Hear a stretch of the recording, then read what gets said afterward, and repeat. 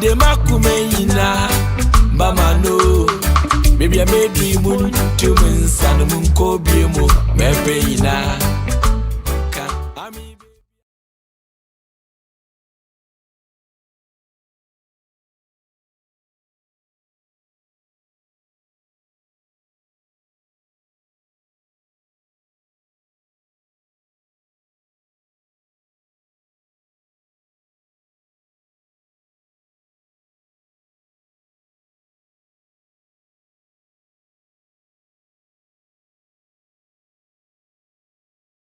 is to bridge the gap in with regards to research and data in the tourism and travel sectors, and also the objective to foster sustainable tourism, responsible and ethical tourism on our continent. Yes, he's our host for today, and he's also the CEO of Pichon Consult, that is also, doing great things in the tourism space. Also, quickly, I would love to introduce to you our speakers for today. We've got Ambassador Clara Chinwe Okoro, who is the founder and the chief operating officer at a travel tech company called My Beautiful Africa. You need to check that online. And she is the executive producer at Brand World Media. She's an accomplished TV host, an international resource speaker, multiple award winner, and an entrepreneur. Welcome, Ambassador Chinwe. Also, I'd like to introduce Mr. Isaac Paul Alote, our second speaker for today. He is a Ghanaian-born entrepreneur and the founder and CEO of Dasmo Technologists Group Limited, also Dallas Incorporated and Workers GH. You're welcome. Quickly, let's enlighten ourselves about a few house rules that we would be observing in the course of today's webinar. If you have any questions, please send it to the chat room or the chat box. It will be picked from there, and your questions will be asked, and we would field the questions to our speakers. We basically want today's event to be interactive, so feel free to send in your questions. Also, if you are not speaking, kindly mute your microphones, please, so that we don't have any interferences from the background. Thank you. Now, the topic for today's event is artificial intelligence, the role of artificial intelligence in the travel and tourism industry. You would agree with me that, like I said earlier, that technology is changing the way we live, changing the way we work, changing the way we do business. And it's high time. It's time that we, the practitioners and the professionals in the space, really rise up to the occasion and dig deeper to know what this is all about. So that's why we're here. And we want to look at artificial intelligence more closely and to see what it's all about, to learn more, to know how we can apply it, how it's already being used in our industry, and what does the future hold. So that's why we've got speakers who are experts in the field and who would shed light. I'm not going to speak. I'm hosting today. So though I'll share a few thoughts in the course of the event. So basically, we were going to have a video now shortly. A short video is going to play very soon, after which we're going to have our first speaker. So I'd love our first speaker to be on standby, please, as we take this short clip. Can we have the video, please? Welcome to Ghana. Go beyond the return to a home of a rich cultural heritage So whilst we're waiting for where nature the is video, incredible. I'd love to, let's look Adventure at artificial is intelligence, what everywhere. we're talking about today. And the people The are first warm. thing that struck Go me when I beyond heard to about a the very home first far time I from heard about home. artificial Visit intelligence Ghana. was, the word artificial and the word intelligence. I of course. Intelligence, of course, is all about, knowing how to your way around things and just having information about things and being able to interpret phenomena and all that, and so then we have artificial intelligence. I'm like, what's that all about? So of course we started to get more familiar with the word artificial intelligence. And this has helped to enable us to see how what it's doing in the hospitality space, what it's doing in the tourism space, things like facial recognition, speech detection, it helps in those areas. It just makes the business space easier, contactless bookings, contactless experiences in the hospitality space. So AI has helped to raise the level at which we do business. It has helped us in the area of hygiene. It helped us in the area of especially when there was COVID-19. Where you have a contactless experiences from the client. So I don't know if the video is ready. Please kindly notify me once it's ready. We're supposed to have a video, a short clip to play shortly.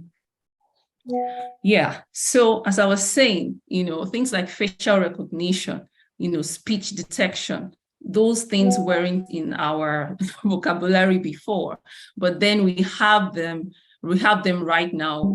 These are new concepts. Well, not necessarily new, but then of course these are things concepts we have to quickly put our hands on and put a tab on and quickly know how we would be using this or how it's being used in the industry. Are we ready? I think the video is playing rather on YouTube, so I think we can go ahead. I'll just give a welcome address and then you can introduce the speakers. Okay, please have the floor for your welcome address. Thank you very much. A very good morning, afternoon, and then evening, depending on where you are located. First of all, let me thank you, Ambassador Abigail, for moderating this program, and our two speakers, Isaac and Ambassador Clara, for taking this up. And also take this opportunity to welcome all of you for joining us, those joining us on YouTube, those on Cleverna TV, which is being broadcasted live in Spain, to be specific, in Europe. So we thank you for taking this opportunity, Cleverna TV, for showing this live. Well, I don't have much to say because we have experts that will speak to us. But just to say that, as Ambassador Abigail already has mentioned, artificial intelligence has come to stay with us. Whether we like it or not, it's going to change the way we do things. And unfortunately, in Africa, sometimes we join technology very late. But this time, we don't want to join in late. What we want to do is to have knowledge, have understanding, and see how artificial intelligence will aid the way we do things. Not to take away our job. That is the fear of most of us. Artificial intelligence will come and take our jobs. And at the African Tourism Research Network, we don't believe so. We believe that it is coming to aid the way we do things. But as to how it aids how we do things depends on the knowledge we acquire. That is why we have taken it upon ourselves as African Tourism Research Network to actually educate ourselves so that we can take full advantage of artificial intelligence to aid us in the way we work. And we want to thank you once again for joining us.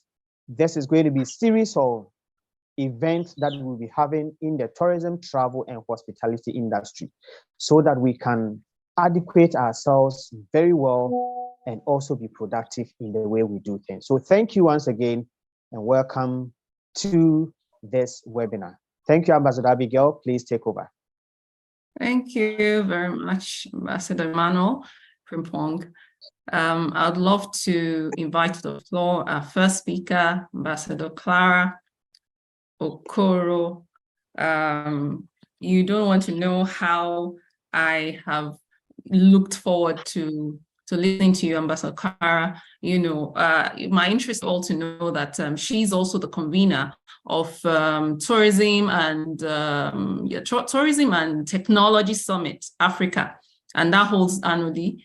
Yeah, so that's I mean, you need to check all those online for you to know who the quality of the speakers we brought to you this morning. Ambassador Clara, you have the floor, please. Please share your thoughts with us on AI and its role in the tourism and travel and hospitality sectors in Africa. Good morning from Lagos, everyone. Sorry, it's afternoon here in Lagos, the rainy one. It's a pleasure to be a part of this very innovative discourse on how artificial intelligence is transforming the tourism, hospitality, and travel industry. It's a global thing, so it's not limited to any part of the world. The internet has actually unmasked a lot in terms of being able to, open the trajectory to anyone who is interested in joining the race. And that's what technology actually does. It helps solve problems that hitherto would have necessitated manual solutions. Now, technology has brought innovative ways to solve them. And as Ambassador Emmanuel said earlier, no, it's not taking away your jobs. What it's going to do is enhance your capabilities to be able to make those jobs more efficient and in the long run, more profitable. So we're going to define artificial intelligence as a set of technologies that imitate human intelligence. Artificial intelligence is a set of technologies that imitate human intelligence. Now, with that at the back of our mind, you can then begin to understand that the artificial in the word means that it's probably conceived to be what humans have taught, have built, and has now sent it ahead to solve problems for them where they might not be available to solve those problems. So how does artificial intelligence work? We look at big data first and foremost. That's very critical and crucial in building up artificial intelligence, because the different touch points where data is collected is what artificial intelligence will act on. And secondly, it acts on algorithms, because these are sets of defined principles where those data are concentrated. The artificial intelligence acts on those algorithms to be able to pinpoint where it's needed and deliver of it. Then thirdly, it acts also on quantum computing. That means the processing speed of those big data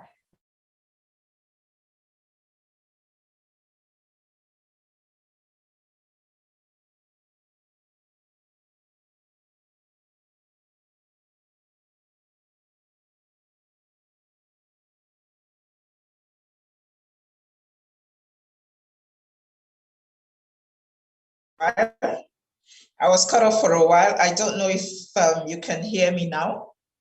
Yes, we can hear you, yes. We can hear you okay, now. So as I was defining earlier, we have three key main points to understand how artificial intelligence works. First of all, we have big data. And big data means they are absolutely, quadrillions of information in those portals that can be acted upon. Then secondly, it defines algorithms from those big data when it is called upon. It's called machine learning in terms of you being able to act on those quantum of information in precisely minuscule details when it's called upon. And then finally, it needs big quantum computing processes. That's the processing speed, processing capacity to be able to act on those information at the needed time. So what happens is artificial intelligence is then programmed for specific industries to solve problems when it's needed based on the quantum of information that is gathered to be acted upon. So you have in different parts of the world, heavy storage systems that stores this quantum of information. And when it's called upon, the processing speed is what you see. For instance, not too long ago, I think it was last year, it debuted what we call the ChatGPT. A lot of you might have heard of it. There is basically nothing on the surface of the earth now that you ask ChatGPT to give you answers to. And within, a blink of an eye, it pulls out from those quantum of information that it's processed and gives you the answer that you need. So bringing it home to the travel, tourism, and hospitality industry, how does it affect us? So what happens is the average traveler leaves a lot of what you call digital footprints. You call it the user-generated content.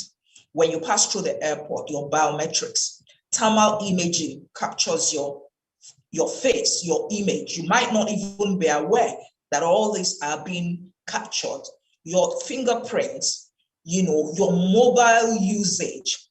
When you book, with apps on your mobile phone, all these are digital footprints. And this combination of all this is what actually forms the big data we're talking about. So then, people who buy the data that is useful for them have access to some of the information you have left through these digital touch points. So let's take, for instance, in the hospitality sector, hotel-based softwares. When the hotel industry keys into softwares for things like personalization, they already have access to some of the footprints you left as a traveler. They've learned about your pain points. They've left about how to, emotive ways on how to appeal to you to be able to feel that you are being personally addressed as an individual and not a statistics.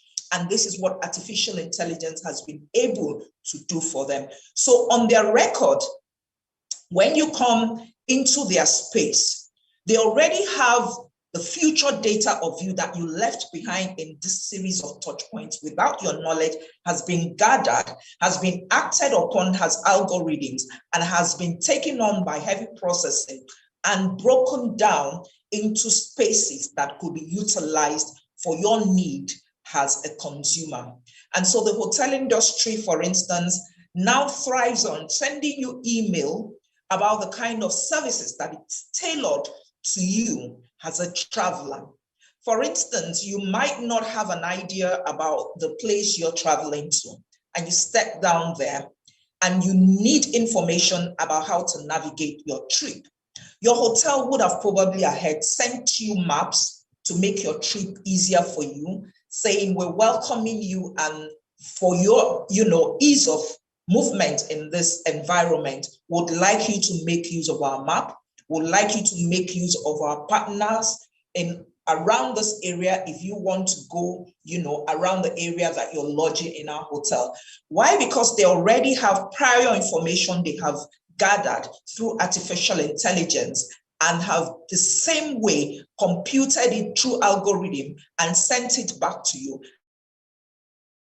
And you probably wonder, how do they know my preferred restaurants? How will they know the preferred navigational route that I want to go? This is what artificial intelligence has done through the software that these hotels bought to be able to make their customers, their consumers feel very pleasant, very much at home, and make their trips very useful. So when we look at the series of the quantum computing and what it has outputted into the travel industry, there are basically quite a lot that the traveler has at the tip of their fingers. Let's, for instance, take what robotics is doing now in most hotels. Ambassador Clara, I'm sorry to cut in. I just wanted to let you know we have about a minute more. Okay, all right. So we're looking at what robotics is doing in terms of contactless technology for hotels now. And that's, prior to what COVID-19 brought to us.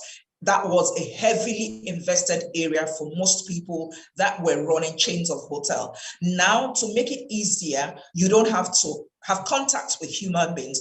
The robot, who is the receptionist at the hotel, will give you every information download down to your room, down to the the temperature in your room, the food you want to consume while you're with them, and everything is eased in such a way that with the touch buttons, your trip becomes essentially a very seamless one, making you very comfortable as a traveler. Wow, wow, wow. Thank you. Can you hear my applause from here? Thank you so much for that expositive, the exposition on artificial intelligence and how it applies to travel, tourism, and hospitality sectors. Yes, we don't have much time to really go into the details, which we're going to be doing. This is a series, remember, it's a series, so we're going to we have enough time. We're going to have time to really go into each one that has been highlighted or that's going to be highlighted in the course of this webinar. We're going to have the time, in the course of the series to look at each one. I mean, Ambassador Kara mentioned, artificial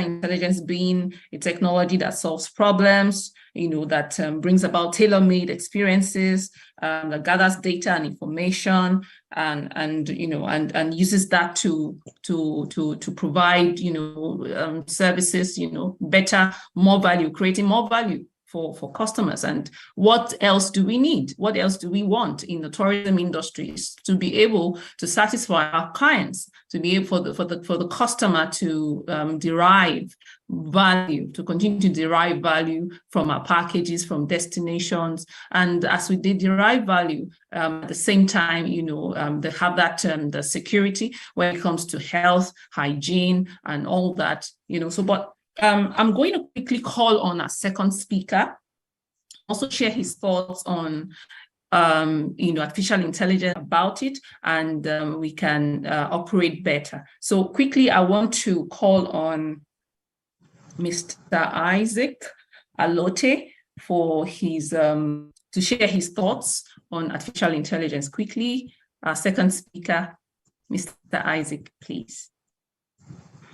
All right, thank you very much, Madam, my boss, and I really appreciate this honor to be part of this wonderful guest. So artificial intelligence in itself has a great impact in the way we do our things. So basically, AI in itself is a platform or service or software that has been designed to help lift off the heavy burdens of human activities in relation to workforces and other relevant things. And it's mainly designed to provide solutions to alleviate challenges, accidents, and other burdens that may affect us negatively in one way or the other. There are basically three types of artificial intelligence. We have the narrow intelligence, the narrow artificial intelligence, which is basically the first standard of AI that does basic stuff. We have the general artificial intelligence, which has to do with more specific and human level of intellectual implementations. So it's able to think and behave like humans. And then we have the super artificial intelligence. So the super artificial intelligence basically has the ability to evolve by itself, learn, and even do things better than we humans can. So if we look at it in that scope, then where does this artificial intelligence apply to our workforce? And how are we assured that this is not going to alleviate, take away our jobs, or rather enhance our ability to deliver services? Being a tech person and having a company that provides solutions in the space of solving problems, we have a first-hand experience of applying some of these AI technologies and even building some of them ourselves. So we take the narrow artificial intelligence, for example. We see that the example is a Google Assistant, Siri, and all those platforms that we can interact with verbally, and they can give us basic information to quickly address concerns that we have. We also have the general artificial intelligence, which has to do with things like the smart homes, the robots that provide services, and so on. So for example, if I want to ask a quick question or want a quick navigation, I'm driving and I can't pick my phone to type in a destination on the Google map, I can simply call out Siri or Google Assistant to just give me directions to this destination, and it will just provide me the narration, and I can just follow it through. The Google map is another form of artificial intelligence, which is supposed to guide us through our paths in destinations. It should make it easier for businesses to get located.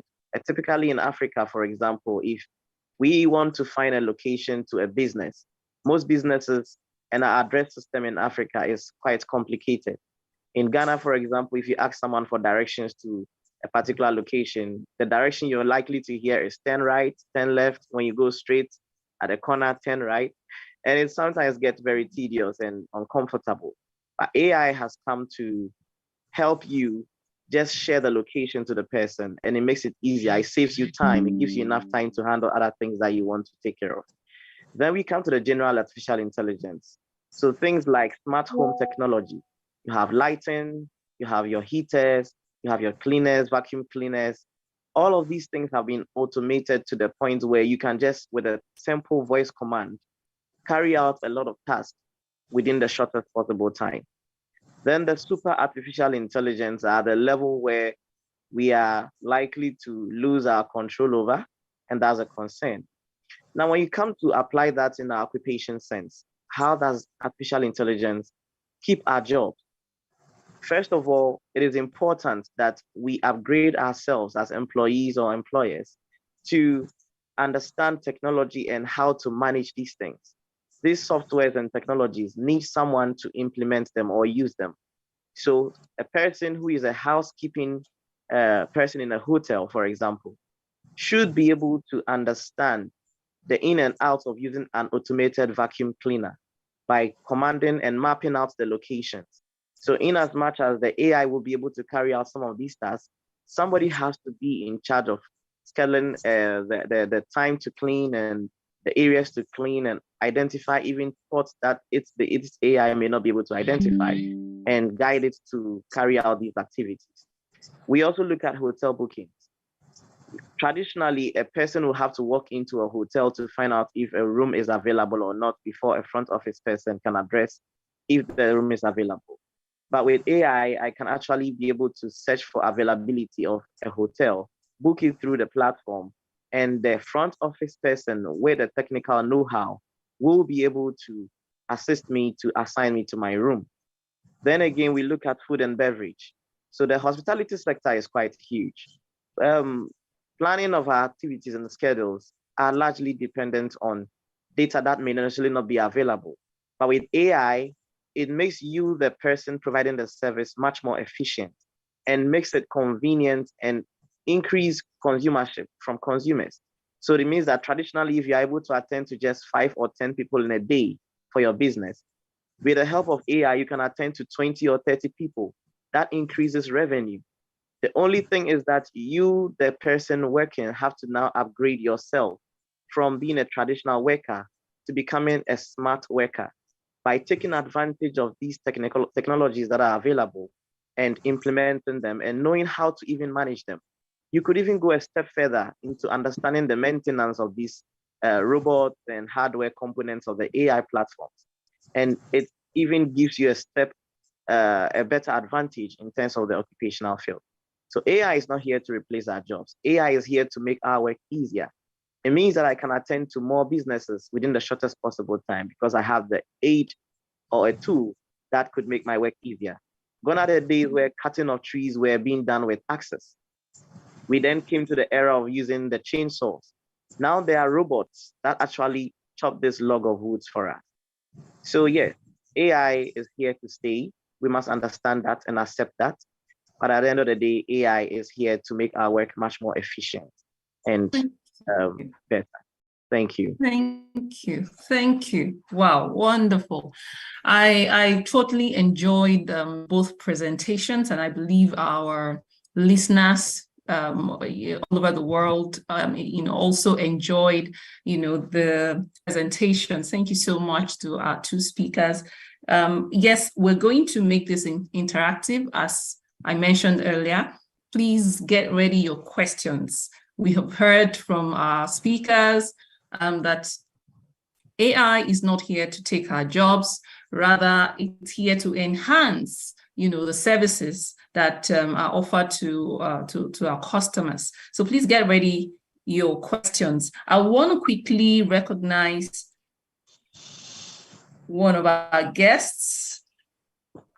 We have Mr. Samuel Kwashe, executive of Tour Guides, executive secretary or director, of Tour Guides Association and global ambassador for Africa Tourism Board. You're very much welcome. Thank you so much for joining us. And of course, let me also thank all our audiences from everywhere. I've seen people from Kenya, from Ghana, from Nigeria. Thank you so much for joining this series and this webinar today.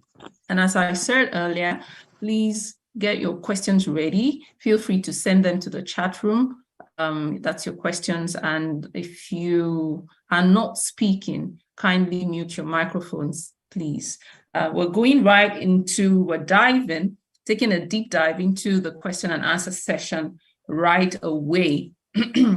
So please kindly start sending your questions in. I expect an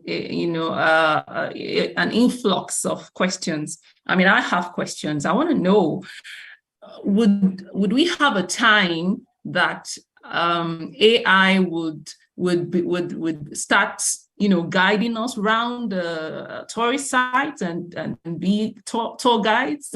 Are we going to have robotic tour guides at some point?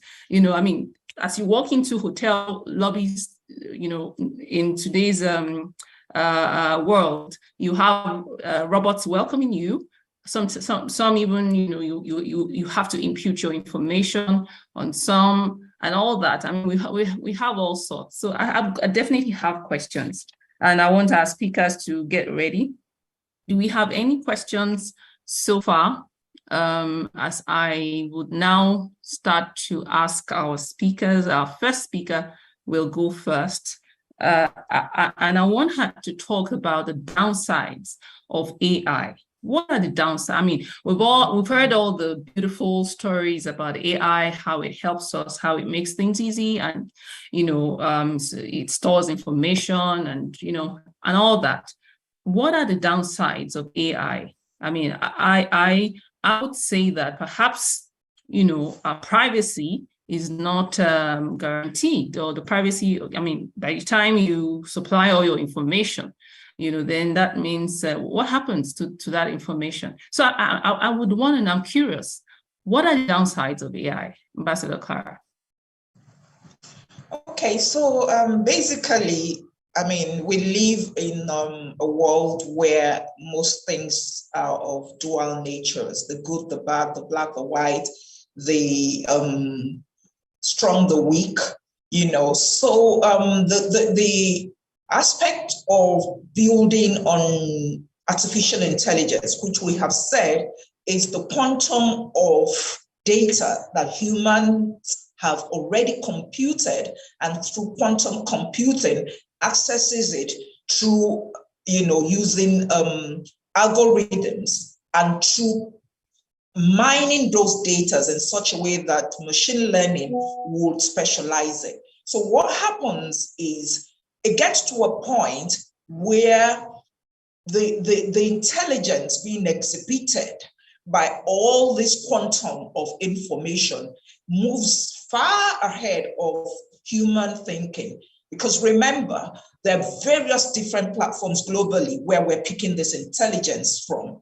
So in such a way, when it's computing, it triggers off the series of algorithms that will make it move very far ahead of human beings.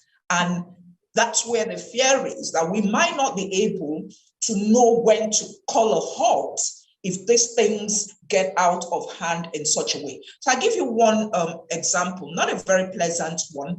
So there's this aircraft manufacturing company years ago. So they built aircraft like they wanted to test what it would be like to just have softwares, even though the pilots will be sitting in the cockpit. You have the softwares flying the aircraft.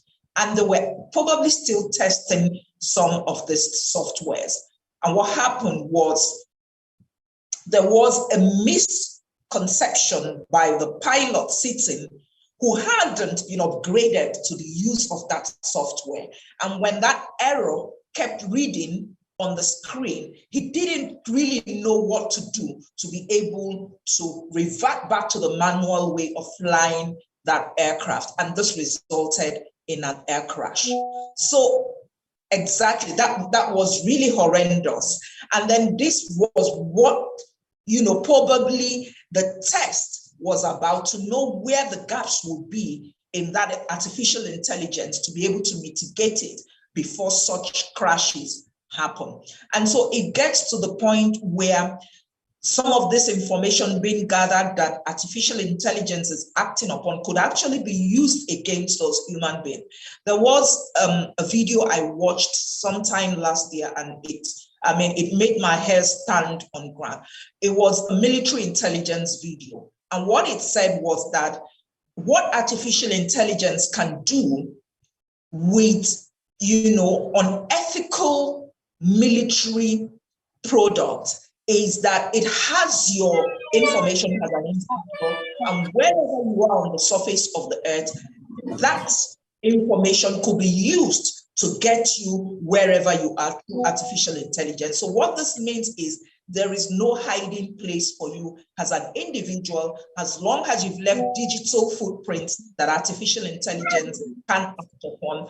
Technology can be able to drive a drone, even if you're hiding under a rock. It will use artificial intelligence to be able to recognize where you are, maybe through thermal imaging and through GPS and through all the information that has been gathered and artificial intelligence is acting on to be able to get to where you are globally.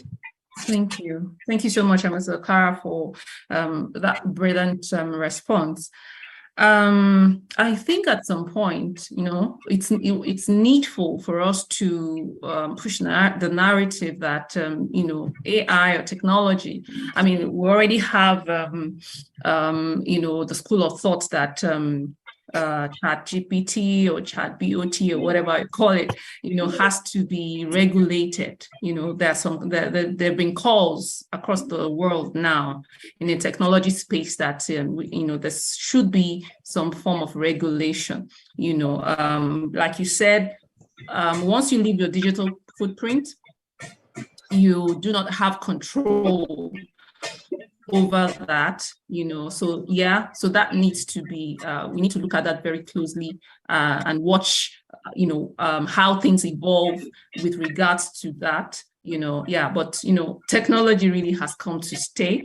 But at the same time, don't forget, Africa Tourism Research Network is about ethical, responsible tourism in the travel and tourism and hospitality space. So this is definitely our focus, and we are looking at this very closely. Thank you very much, Mr. Okara. I would want to ask our second speaker. Before then, we have some hands up. Before I take the hands, I would want to please remind us, if you're not speaking, please mute your microphones to avoid interferences from the background. Thank you. I'd like to call on Owusu Adubohen. Kindly ask your question. You have the floor, please. Please unmute yourself and ask the question. We have a minute for each question.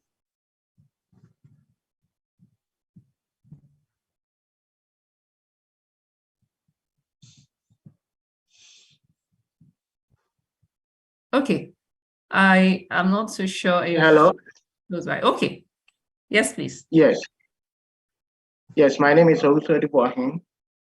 I'm with African Tourism Research Center. I'm actually the vice president. My question goes to Mr. Isaac Alote. Isaac, are you here? Please go ahead. Yes. So I want to know how AI can help the hotel industry, managers like the food and beverage manager or the front desk manager, to enhance their work and work more efficiently. Isaac. Yes, all right. Thank you for the question. So the hotel industry in terms of management and the food and beverage industry, AI in itself will have to focus on the problem specific. So currently, what are the challenges that they are facing will be the first question as a developer. So for example, if you want to keep track of your workers coming in and out of the work place, what time they check in, what time they check out, we have the AI platforms or services that allows them to log in, probably connected to their phone. So it could be an app on their phone that communicates with a second device within the premises. And so the moment the person leaves the perimeter of the environment, you are alerted that this person has logged out or left the premises within this duration. Secondly, we look at the booking in terms of money. We have fintech services that work with AI. And how does that help you? It means that you don't necessarily have to monitor or have someone keeping track of revenue coming in. AI services can actually manage the influx of revenue, what time the person paid the money, what services was the money paid for. All these things can be automated and managed by the artificial intelligence. That means that you could even be asleep and all these activities will be done by the AI for you. And you just go in there and then just keep track of the analyzed data that you can tell that at the end of the day, you had 50 people logging into your hotel, you have 100 people buying this type of food at your restaurant, and this is the times that they bought the food. With that information, you'll be able to determine when your peak demands are. So let's say I own a restaurant, I cook food and I sell. And the food I'm selling, I get most of my purchases on Mondays and Tuesdays. The AI can put together that data for you and let you know that on Mondays and Tuesdays, it's advisable to cook this quantity of food for this number of people. Something that in another circumstance you were unable to do before. This is where the AI comes in. So that's how AI is going to help a lot of the industry in terms of resources, and it helps you save resources and materials. You don't waste your resources and materials. You're able to plan much more efficiently. I hope it's answered. Yeah, thank you very much. You're welcome. Thank you so much. Thank you for the question. I'd love to quickly take, we have a couple of questions now and we have to really hurry. Germa, am I right? I'm sorry if I didn't pronounce your name properly, please. Yeah, you are right. Thank you. Can you hear me? You have the phone. Yes, we can hear you. Okay, thank you very much. My first name is Desta. I'm Ethiopian. I'm currently. Where are you joining us from? Where are you joining us from? I'm joining from Frankfurt, from Germany. Oh, wow. From Germany. But I'm Ethiopian. I represent, really in this regard, I'd like to thank my brother Emmanuel. We are working together with the initiative of African Tourism for Peace Initiative. Maybe if he's hearing me. These topics are very important, especially for Africans. Mm-hmm. As you know, tourism is very untapped potential and resource of Africa. So even we didn't, utilized in a traditional way. Now, when the technology comes, again, seriously, we have to engage with this technology, artificial intelligence and tourism. So for this, my question is, You know, I'm the chairperson of African Tourism for Peace Initiative. That platform is a sub platform of African Union Peace Initiative platform. So we are plugged with African Union. So I want to ask, I mean, the presenters that, you know, even for Africa, of course, we are not late.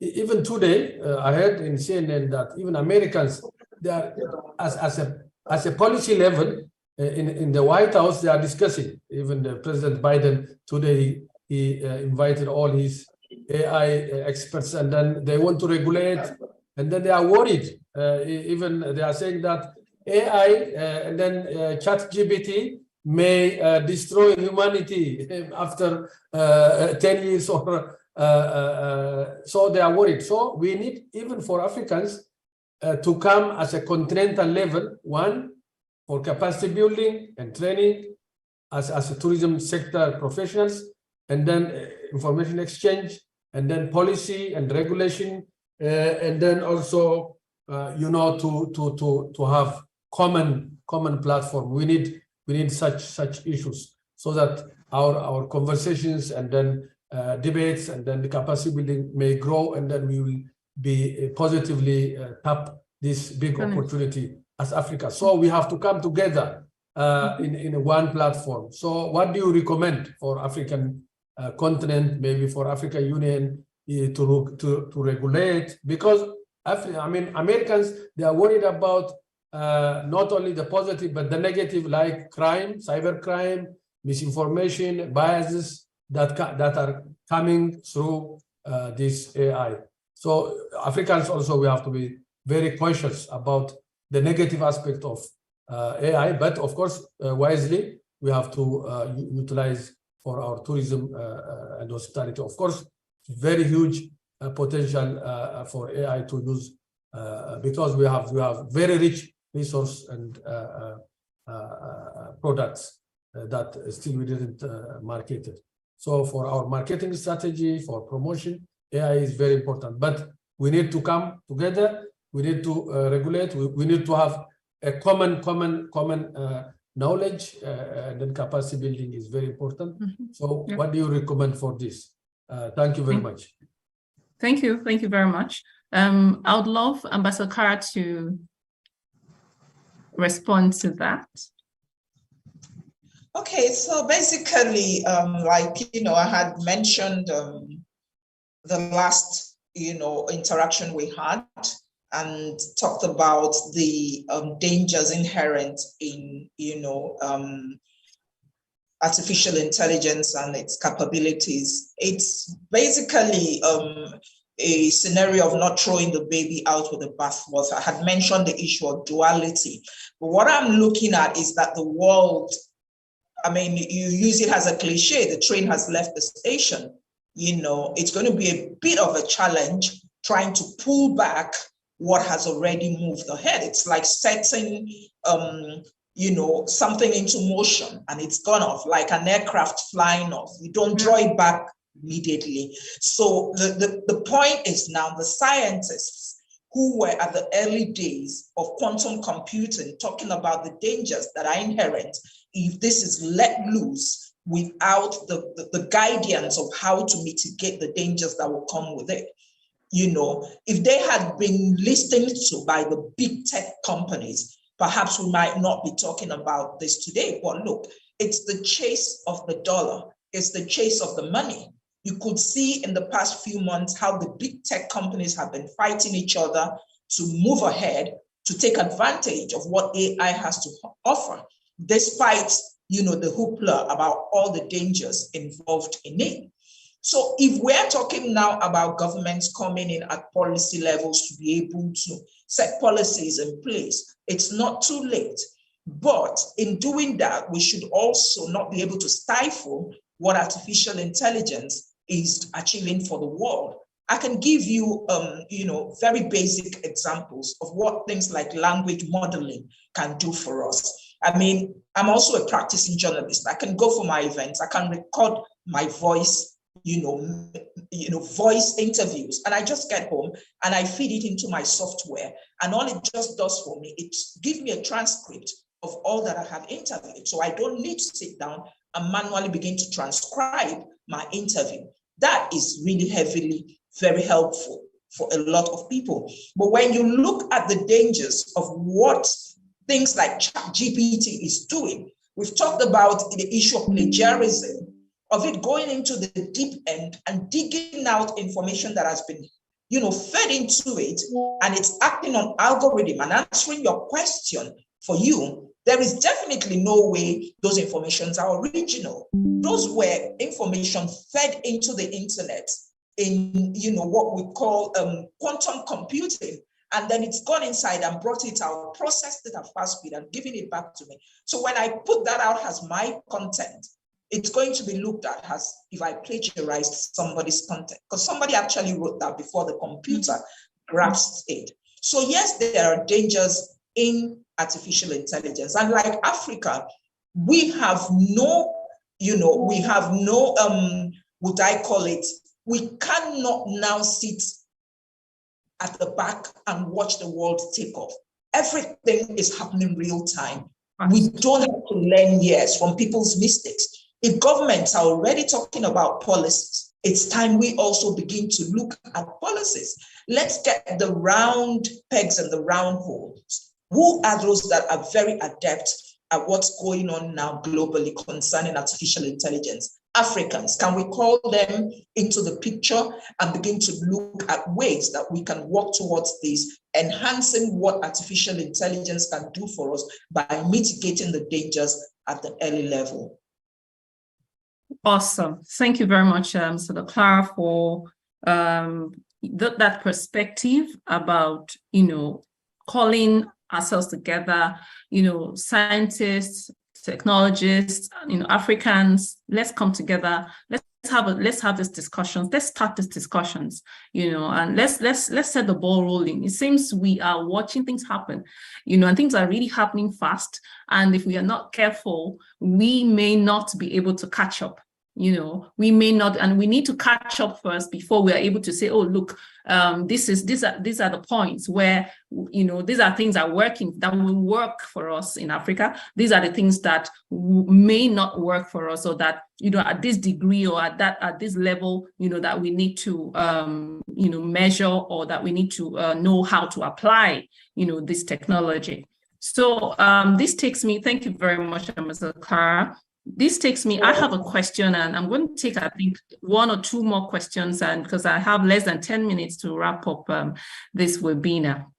I want to go straight to Kenya now, to Kasanga Moki, who is joined us from Mombasa, Kenya. He's a founder of trustee of Living and Tourism Trust. It's a nonprofit sustainable tourism development advocacy organization. And he's asking, that how should we be selective? I mean, just like I've said, should we be selective in the areas in which we adopt AI? And also he says that, has this research identified and drawn the line between which areas we can outrightly cede to AI and which ones we need to go slow, and, in his words, and most importantly, which one we cannot cede to AI? He's basically just asking, look, how can we apply AI in a way that we won't get our hands burnt, it won't hurt us, rather it will enhance, our work. I don't know, would Isaac love to take this question? Yes, I believe okay. I can Thank come you. in. All right, thank you very much. This is a very important question. So as a technical person, personally, if we are building platforms, these are some of the questions we ask ourselves.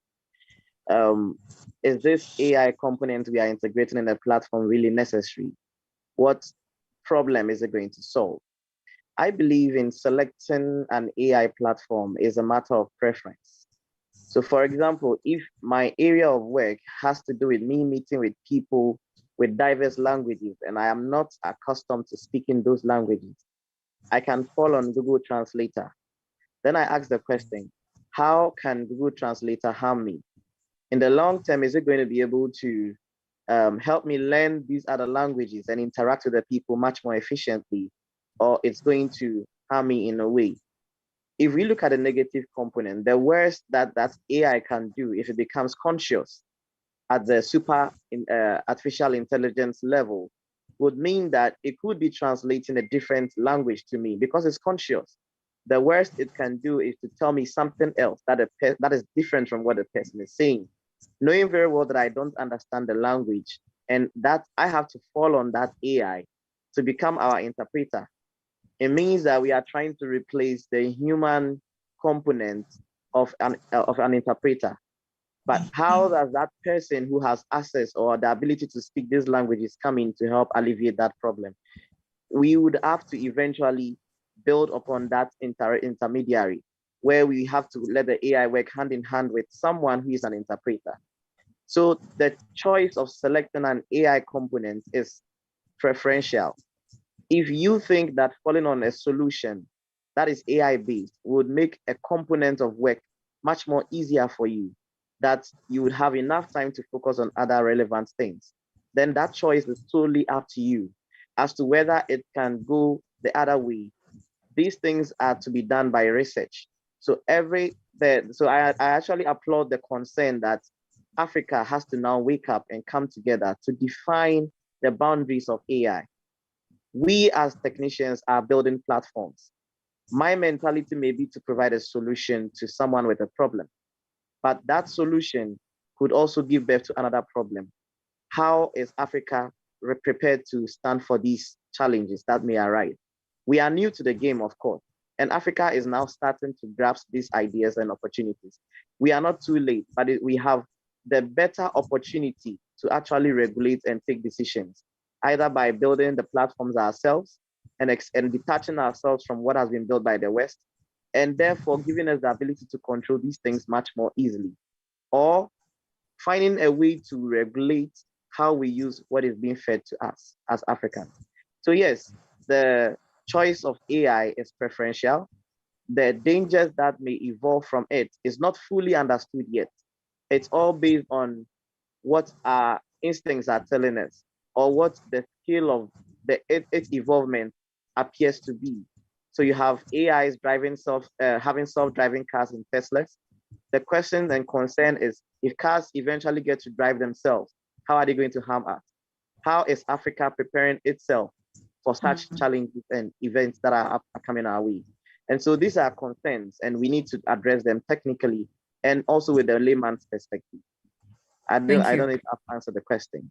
Oh, absolutely. For me, yes. And I believe for our brother from Mombasa, thank you very much. I think the most profound thing that I was able to pick from what you said is that we need to get ready. We need to begin to, we need to come to the table and look at, what this technology is all about and the whole gamut of, new technologies, and, begin to map the way forward and marshal plans on how we can, take advantage of it, and at the same time, define the boundaries, like you said in your words.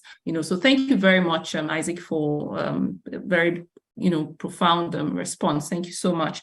I have a question, but I want to quickly ask Bethel from Nigeria. Bethel, it's great to have you here. Please, you have the floor. Oh, thank you. My name is Bethel Musiglad. I'm a tour operator on the Mambila Plateau, Nigeria. Now, if this session will be interactive, as Ambassador said, I want to stand contrary to what we are trying to push. To me, and to be truthful, AI is coming to take our job. For example, now, just as one of the speakers, I think Isaac, Ambassador Isaac, if I'm getting that right, cited an example that when there is a need to cut tree with our cutlasses, and AI now is coming to chop the log for us, 10 people that will cut the tree will actually lose their job for AI, for one AI. So I think what we should discuss now is how do we cope with this? AI is coming to take our job. So how do we now fall in to meet up with this new development? That is my own side of view to this. Thank you. Thank you very much, Bethel. I mean, you're so militant about the fact that, look, AI, I'm not having any of this, this narrative. AI is coming to take our jobs, and we really need to know how we're going to cope. I mean, it's great to have different perspectives. It depends on from which angle you're seeing it from. But the bottom line is, look, we need to get ready. We need to prepare ourselves. I am of the school of thought. I'm going to allow our speakers to answer your question, but I just want to quickly put something out there that, for me, my thoughts about this is that you gave an analogy about the cutting a tree, right? And that 10 people cutting a tree, and where you have AI in the picture, AI sort of cuts them out and just goes ahead to solve that problem.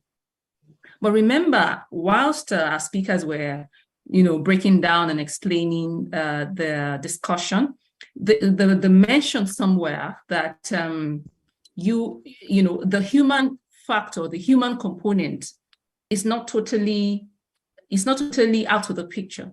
It's the human beings, right? It's human beings that would kind of map what AI is going to do. Okay, it's human beings that would that would put in place, that kind of create a framework within which AI is going to function. So I think it's kind of a transition from actually doing the hard work to creating a framework and having technology to do the hard part of the work. For me, that is how I see it. But I mean, look, let me allow our speakers to take this. Ambassador Kara, what do you think?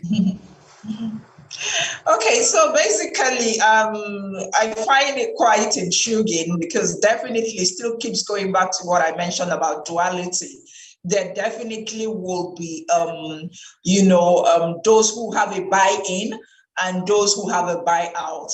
So, like the speaker mentioned, why don't you look at the scenario? How about if you are like 10 investors who contribute money together and buy one of those robots, who can be programmed through AI to cut those trees. And then people who do then need your services, because you are investors in that robot, you keep using it to make money. You see, you're not doing the hard work anymore, but your investment is working for you, because wherever you take the robot to and program it and cut down the tree, you're paid for it and you get.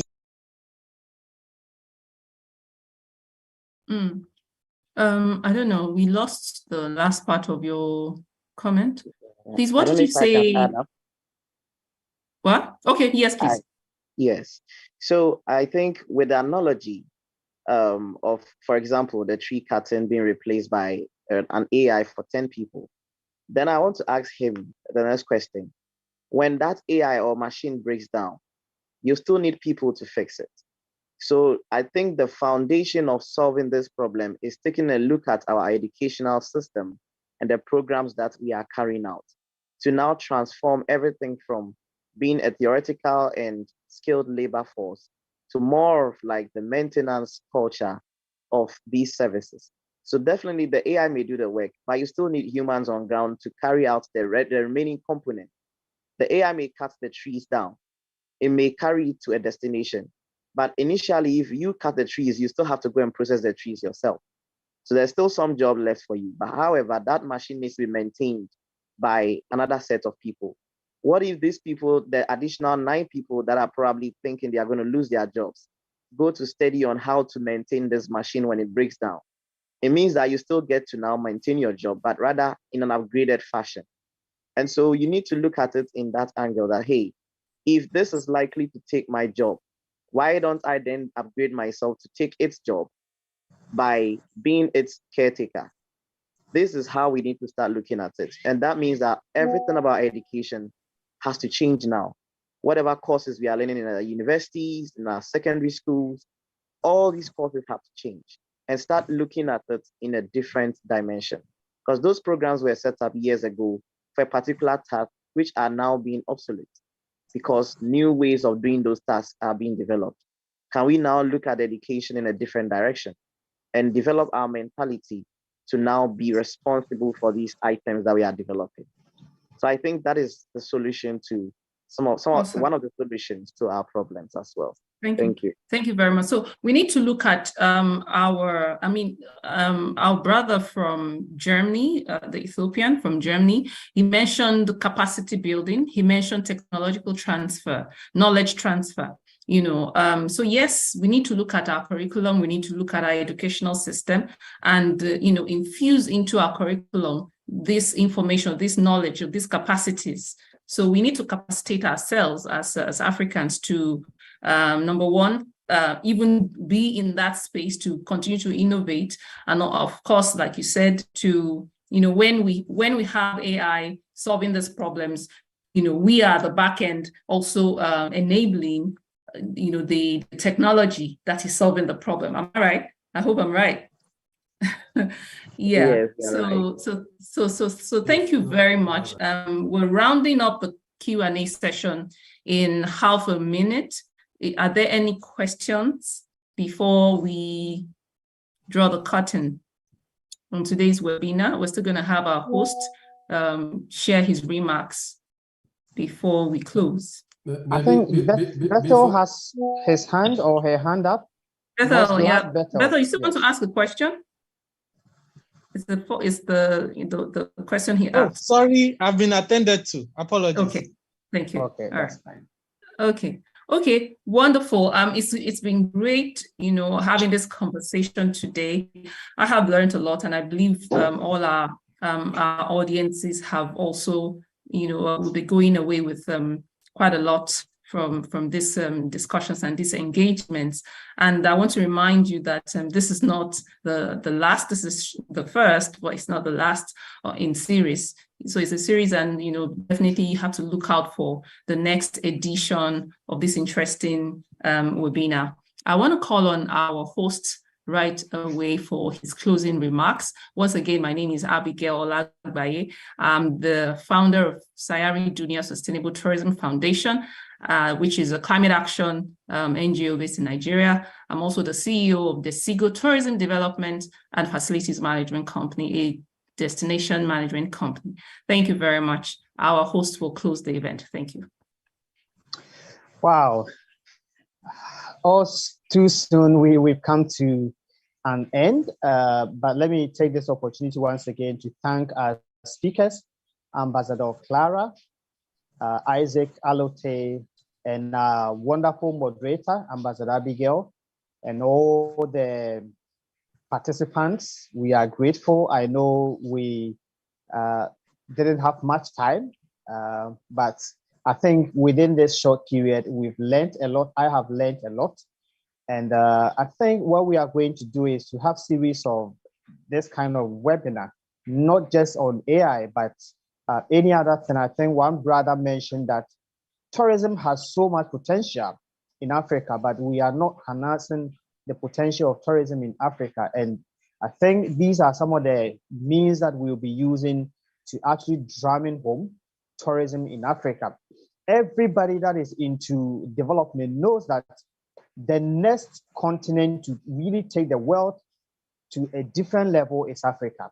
But if we don't learn to actually get into technology, this AI thing that is going on, we'll be left behind. And sadly, we might be taken up by these developed nations. So we seriously need to understand what is going on and actually get our hands into it, sit on the table of decision making and be part of whatever is going on. We cannot sit back and watch what the world is doing, and then we are taken surprised by it. So once again, thank you. We've received messages behind the scenes about partnerships. We are open to partner with any institution, organization that wants to partner with us to promote tourism. sustainable tourism, ethical tourism, and responsible tourism. And of course, one of the core objectives of African Tourism Research Network is to have credible data for decision making. In Africa, most often we don't have credible data to use for decision making, and we want to use this opportunity to research and have credible data that we can use for advocacy, and also to make decisions. So thank you very much. I wish you all the best in the week, and hopefully we will come together very soon and share our thoughts. As we mentioned, Clevernat recorded this live. They will play it again on their TV station and also on their FM, and they are all over in Europe. And then we also have this recorded that will be on YouTube. We actually were live on YouTube, so it is there. If you go there right now, you have it there. So thank you once again. Let's collaborate, let's partner, and let's work together to make tourism in Africa a successful one. Thank you. God bless you all. Thank you, Mane. Thank you. Thank you, sir. Thank you, everyone. Thank you, everyone. Thank you. Evidence that all men are created equal. We will work together to make sure that never again will we allow a handful of people with superior technology to walk into Africa, seize our peoples, and sell them into slavery.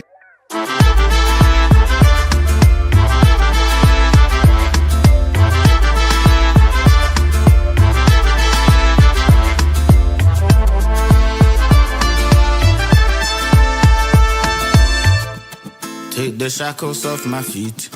Make I go, make I go. It's a battle with the beast.